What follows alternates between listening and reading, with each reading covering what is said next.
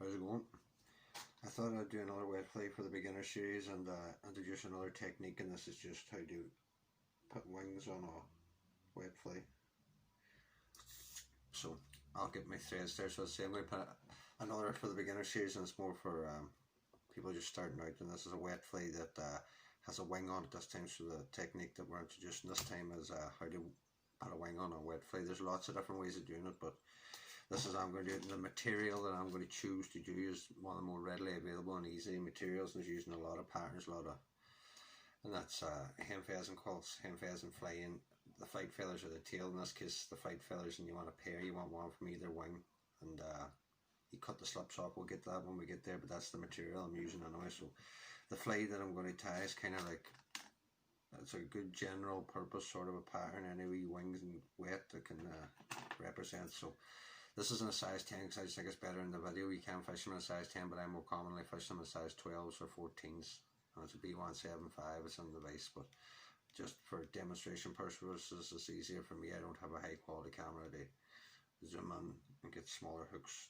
12s and 10s is what I'm using. So your size 10 in the tail is a dyed red tippet. So what I do is I come in, I pinch the tippet and just the scissors to the tippet and cut it.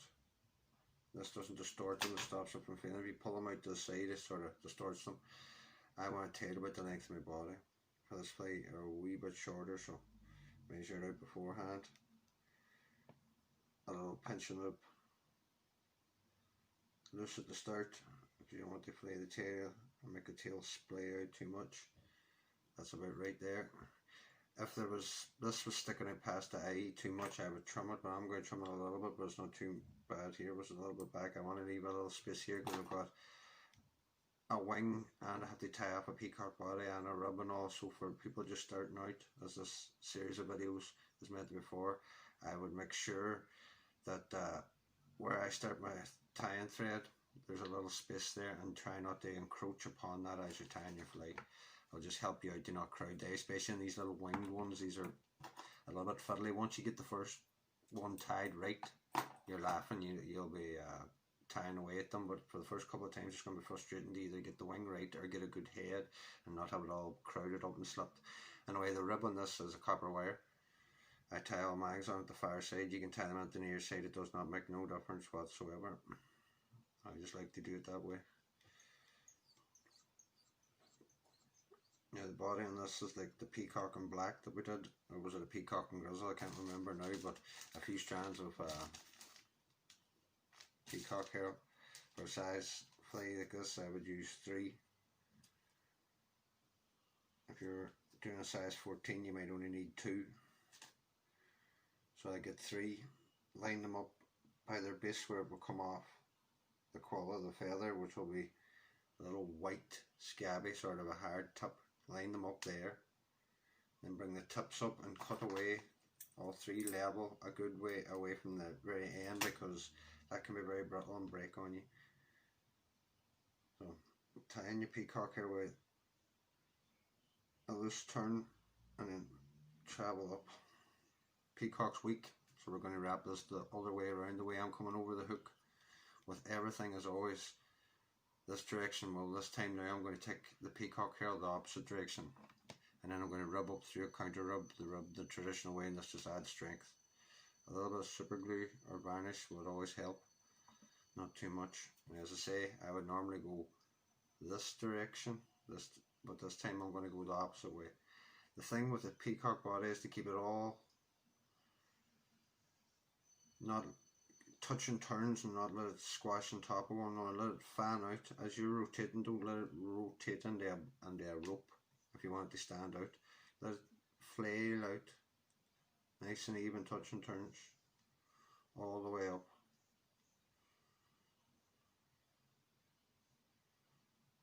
You get your tie-in point.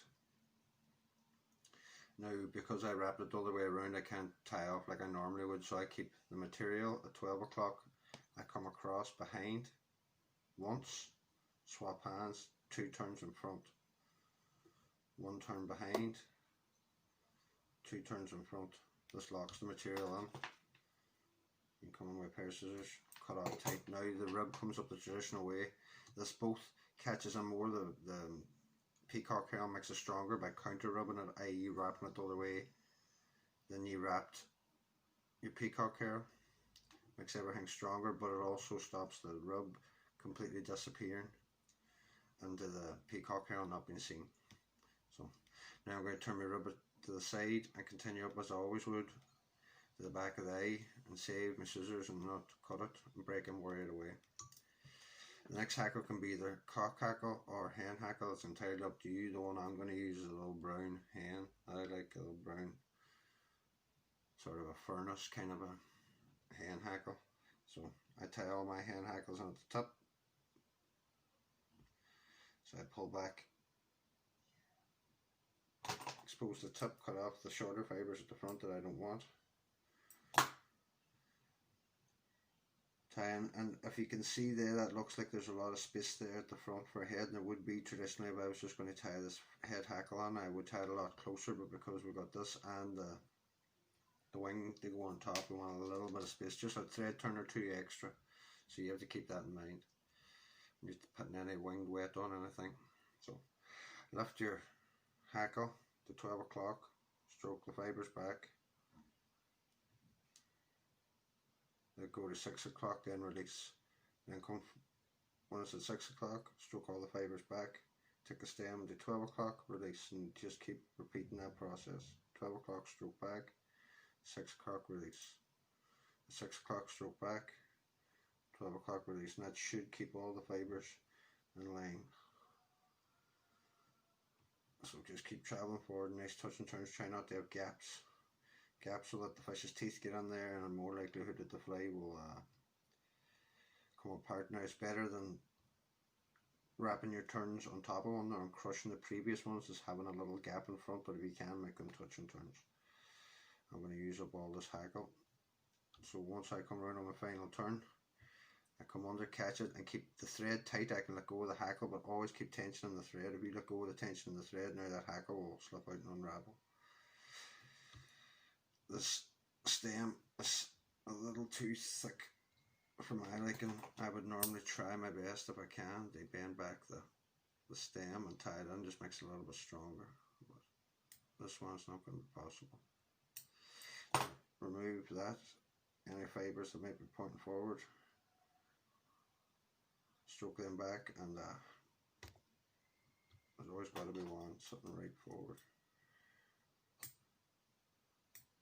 My scissors are really blunt, so take that back. A kind of a short hackle, you don't want too long of a hackle on this wee boy. So now it's time for the wings. The wings are sort of the bit that most people will have trouble with, as I say at the start. Hen pheasant flight feathers, secondary flight feathers. Don't know if you can see that, but this is one pick from the left wing and one pick from the right wing. If you look at one side left, there'll be a wave and a curve to it. This is not the side you want to make the wings out of. It will not sit right, but if you look at this side, it's a nice consistent straight edge, and if you can see, I take it from whichever way you want to look at it. They're paired, it's all cut from this side and this side, never the inside edge. So what you want to do is from one side, on the size of the fly, it all depends how wide the wing is. From experience, I know how wide you make them. You just have to trial and error. Separate them out with the scissors. You get a little slip like that, just a little slip, and give them a light stroke so they all straighten up like that. Cut away from the stem. Some people pull it away, I don't, but that's entirely up to you. Set that aside on your desk. Now you want to put that feather away and do the exact same thing on the other feather. Select a similar size width with your scissors, come in with your scissors, and just, if you want to count fibres, go ahead. That'll actually be what I did at the start to sort of get everything the same. That one's a bit thin, so I'm going to remarry the feather together and go back in for a second slice. Pull them out a little bit, see, separate them, and come in with your scissors and remove them. Now, you have to take these two feathers and put them side by side. So you've got one here and one here. You're looking at the back side of the feather that will be facing down on the body. You want to line up the tips in one hand, which this can be fiddly, like so. So the tips are nicely lined up. This is the underside, this is the side that's going to go down towards the fly.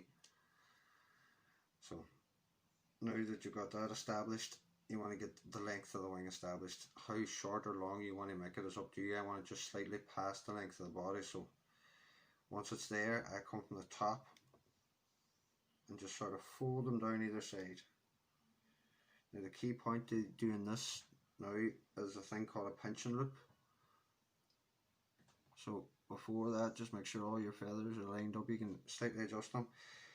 You bring your tying thread to 12 o'clock and then slide it back into the meat of your fingers and pinch it so that you can take the tension out of the thread and the thread won't unravel, and then you slide it down into the other meat of your other finger. Again, I can let go of that bobbin and it's not affecting my feathers because I'm pinching the thread.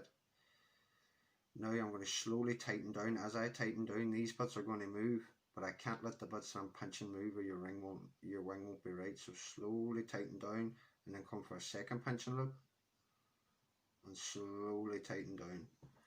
Now look down from the top down. If this bit has rolled to the side before you let go of your wing, you want to roll it back on top because that will affect the wing. If this is let go when this is twisted, the wing will always be twisted. Now you don't know if the wing's any good until you let go.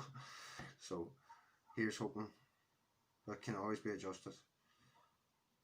That's not too bad there. It's good for length, it's good for size, but if it wasn't just 100%, you could always adjust this. This is not the be all and end all. You just unravel. If it was too long, take it out. If you thought the wing was too thick, remove a few fibres, whatever. That's good. So I'm going to put one more wrap on to secure it. I'm going to cut this. My scissors aren't the sharpest, but if your scissors are sharp, it would help. But even if you did have sharp scissors, keep holding the wing back here and don't let it move because it might distort right now because it's not tied on 100%. So get rid of all your stuff. Now what some people do and some people don't, let's put a wee drop of super glue or varnish in the cut ends here. I do.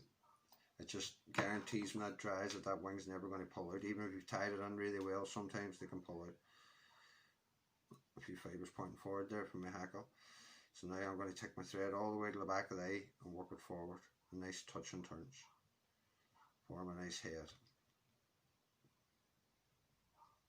I don't know if you can see that fly that well, it's not the best image, but as I say, I don't have a great camera there, it's only my phone and no photography expert, but hopefully it's good enough that you just get the idea that this is really just meant for beginners. Stick your whip finish. And try not to catch any fibres as best you can. One or two came forward there, but you can always get rid of them at the end. A few coats of varnish. And that's basically how you put any wing on a wet fly. You would pinch, take a pair from either side of any flight feather from most birds and doing like that, take the slips off, putting them together like a tent on top and then just pop them down either side, tie in with a pinch and loop and try and not let the bit that you've got a hold to on top of the fly move or distort. It's just a matter of practice and you'll get it, but there's a good wee fly there for you and hope somebody will try it.